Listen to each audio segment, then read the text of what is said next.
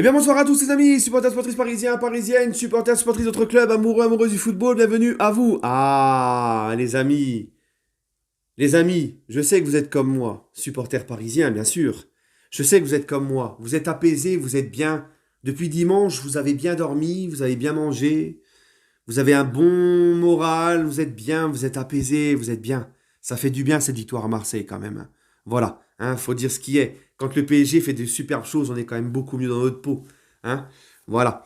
Euh, les amis, aujourd'hui, j'aimerais faire, comme souvent, une pierre deux coups. J'aimerais parler de la Mbappé dépendance, parce que depuis le match à Marseille, j'entends souvent de la part des Marseillais et puis aussi d'autres, hein, sans Mbappé, vous êtes rien. Vous pouvez dire merci à Mbappé, c'est lui, blablabla. Bon, bref.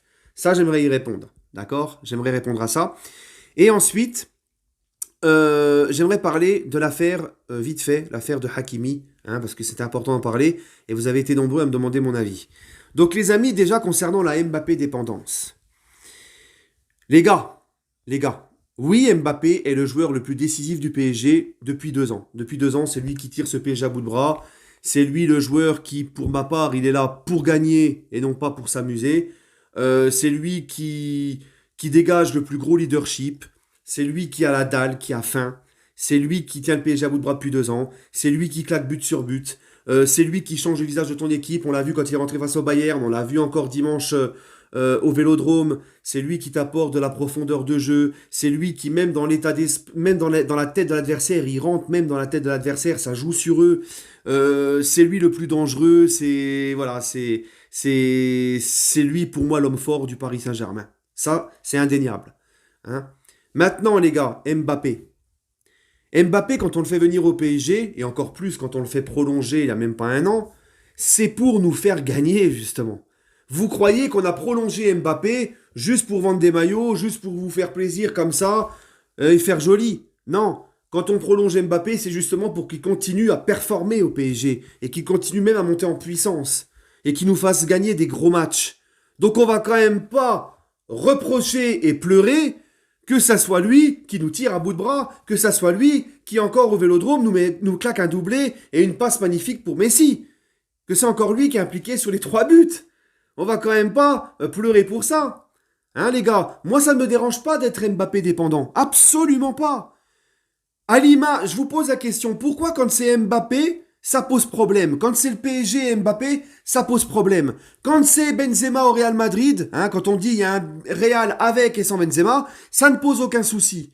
Quand c'est Benzema qui quasiment lui tout seul marque tous les buts en phase finale du Real l'année dernière quand ils vont gagner la Ligue des Champions, qu'il est stratosphérique. Hein, on dit que Liverpool n'est plus que l'ombre de lui-même depuis qu'il n'y a plus Mané. Quand Mané portait cette équipe de Liverpool, c'était formidable. Quand Messi a porté l'Argentine à la Coupe du Monde, c'était formidable. Hein. T'enlèves Messi de l'équipe d'Argentine à la Coupe du Monde, je ne pense absolument pas qu'ils soient champions du monde. D'accord? Quand c'était Cristiano, quand le Real gagnait ses 3 Ligues des Champions de suite, t'enlèves Cristiano, je ne pense pas non plus que le Real aurait gagné ses 3 Ligues des Champions de suite. D'accord? Mais c'était formidable, c'était le Real et c'était Cristiano. Pourquoi, quand c'est le PSG et c'est Mbappé, ça vous pose problème? Pourquoi? Moi, ça ne me pose pas de problème d'être Mbappé dépendant. Ça ne me pose pas de problème. C'est les grands joueurs, c'est comme ça. Ils sont là pour te faire gagner des grands matchs. Comme je vous l'ai dit dans les exemples précédents. Rajoute aussi le Barça avec Messi. D'accord? Donc moi, ça ne me pose pas de problème. Ce qui me pose problème, les amis, c'est quand c'est quand en fait Mbappé va te sauver, d'accord, d'un match où tu es nul, où les 10 autres joueurs ne sont pas au rendez-vous et sont mauvais et ne mettent pas l'intensité, parce que ça nous est arrivé plusieurs fois ça depuis 2 ans. Ça me pose problème. Mais être Mbappé dépendant, avec 10 mecs autour, comme dimanche au Vélodrome, 10 mecs qui se subliment, 10 mecs qui répondent au rendez-vous, 10 mecs qui mettent l'intensité, 10 mecs qui sont à un très haut niveau, bah ça ne me dérange, mais absolument pas. Absolument pas. Voilà. D'accord? À l'image de le Real avec Cristiano, hein, c'était Modric, Casemiro, Benzema, tous étaient au rendez-vous, tous étaient au niveau autour de lui, et lui claquait ses buts. À l'image de Messi à l'époque avec Xavi, Iniesta, bah Messi était là, il claquait ses buts, mais les autres aussi étaient au rendez-vous et au niveau. Comme à l'image de l'Argentine avec la Coupe du Monde, Messi était le joueur le plus décisif, et autour t'avais les 10 chiens, comme on dit ça, hein, enragés, qui étaient là, qui se battaient pour lui, et qui étaient au niveau et au rendez-vous. Voilà. Ben moi, moi dimanche, c'est pareil. J'ai vu Oui, j'ai vu un Kylian stratosphérique encore une fois, mais j'ai vu un Messi qui fait 2 passes D et qui marque un but, qui a fait l'un de ses plus beaux matchs depuis qu'il arrive au PSG. J'ai vu un Mendes sur le côté gauche qui a été stratosphérique pendant 60 minutes, jusqu'à ce qu'il sorte. J'ai vu Mukele à droite qui a sorti un gros match. J'ai vu Marquinhos et Ramos qui ont été très forts derrière. J'ai vu un Vitinha qui a fait son meilleur match depuis qu'il arrive au PSG au milieu de terrain. J'ai vu un très bon Verratti qu'on n'avait pas vu depuis un certain moment à ce niveau-là. J'ai vu un Donnarumma stratosphérique qui sort 2 arrêts monumentaux. Voilà. Donc moi, ça ne me dérange pas que Mbappé nous fasse gagner et soit décisif, et du moment que les autres à côté sont aussi très forts. Voilà. Moi, ça ne me dérange pas. Voilà. Ça me dérange plus, comme je vous l'ai dit, quand les autres sont mauvais autour. Et que parfois même Mbappé, bah lui aussi, tu vois, des fois on a perdu des matchs aussi sous Mbappé. Hein, où ça me dérange quand Mbappé va nous claquer des buts, va nous sauver, alors qu'on a été minable tout le match, que les autres n'ont pas été au rendez-vous, n'ont pas été au niveau. Là, ça me dérange, oui. Mais sinon, non. Ça ne me dérange pas. Voilà. Hein. Donc encore une fois, quand c'est les autres grands joueurs qui font gagner leurs équipes tout le temps, constamment, dans les grands matchs, ça ne dérange pas. Mais quand c'est Mbappé, ça ne plaît pas, ça dérange. Et on en parle, et on dit, ouais, bah, sans Mbappé ceci, sans Mbappé cela. Ben ouais, mais c'est un grand joueur, c'est comme ça. Voilà. C'est comme les gens qui disent, hein, bon, heureusement que vous aviez eu tel gardien, comme à l'époque, hein, quand Navas, il nous sort je sais pas combien d'arrêts contre le Bayern. Heureusement que vous avez Navas, parce que sinon, ouais, ben, c'est un grand gardien, tu l'as recruté pour ça. Voilà, c'est comme ça. Hein. Je ne comprends pas, en fait, qu'on puisse discuter de ça, en fait. Hein. Mais j'ai l'impression que quand c'est au PSG, on n'a pas le droit de faire comme les autres, nous. Hein, bref, voilà. Maintenant, les amis, et en plus de ça, hein, vous avez vu, Mbappé, les gars, je vais revenir là-dessus, mais Mbappé tout seul avec Messi ou Neymar, c'est pas la même. Hein. On est beaucoup plus équilibré au milieu, on est beaucoup mieux. Messi, avec la qualité de passe qu'il a, qui sert directement Mbappé, qui lui apporte une profondeur de jeu, il a besoin d'avoir un joueur comme ça qui prend la profondeur et tout, Messi, pour envoyer des galettes et des caviars. Hein. Messi, ça le sublime aussi, il est beaucoup mieux comme ça. Tu vois, plutôt que d'essayer tout le temps, 3 quarts du temps de se chercher avec Neymar et tout. Et Neymar, c'est pareil. T'enlèves Messi, tu mets Neymar seul avec Mbappé. Neymar va tout de suite chercher Mbappé. Avec la qualité de passe que Messi et Neymar ils ont, les deux sont beaucoup mieux quand ils sont tout seuls avec Kylian et qu'ils cherchent Kylian direct. Tu vois. Donc Kylian, voilà, il sublime aussi les autres. C'est comme ça. Ben voilà, et on en est fier et on l'a prolongé pour ça, pour être décisif et pour sublimer le collectif autour. Voilà. Et depuis le temps que je dis que Mbappé c'est l'homme fort de ton projet et tu dois tourner l'équipe autour de lui, ben c'est clairement te dire qu'on doit être aussi Mbappé dépendant avec 10 guerriers autour qui se mettent au rendez-vous, qui se mettent au niveau et qui nous font gagner avec lui. Voilà. Bref les amis, pour l'histoire Hakimi, moi les gars je vais vous dire, il y a ce qu'on appelle la présomption d'innocence. Donc tant qu'il n'y a pas de jugement, tant qu'il n'y a pas de verdict, on ne va pas dire que Hakimi est coupable. Hein. Attention à ceux qui tombent sur lui là.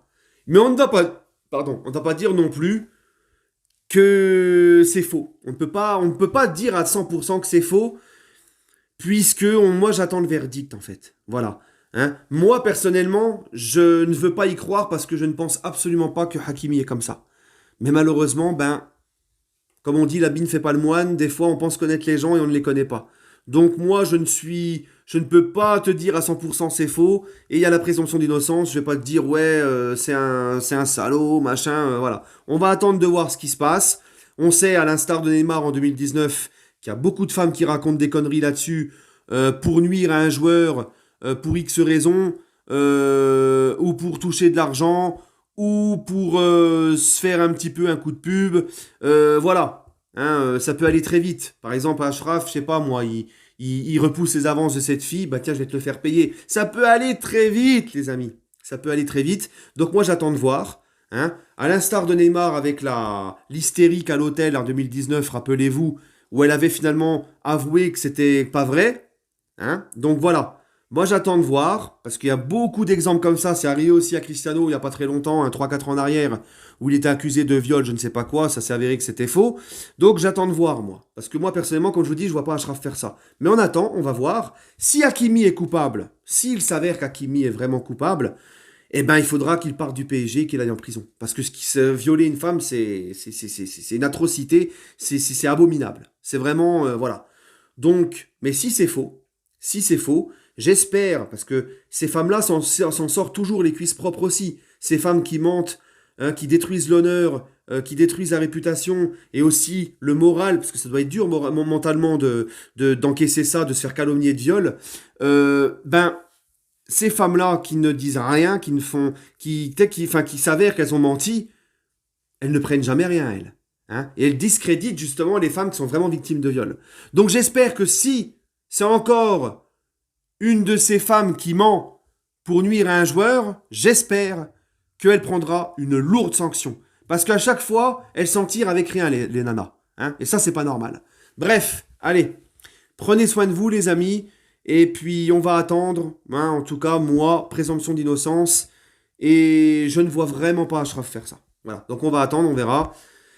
Bref, les amis, sur ce, en tout cas, on peut jamais être tranquille. T'as vu, 24 heures après le match au Vélodrome, 24 heures après ce 3-0 et tout, on était bien. Ça nous tombe sur le coin de la tête. On peut jamais être tranquille. C'est comme ça. Bon, bah, bref. Allez, les amis, prenez soin de vous. Et toujours et encore, allez Paris. Et puis, on se retrouvera pour l'avant-match PSG Nantes. Peut-être même une autre vidéo s'il y a une actualité chaude au PSG, etc.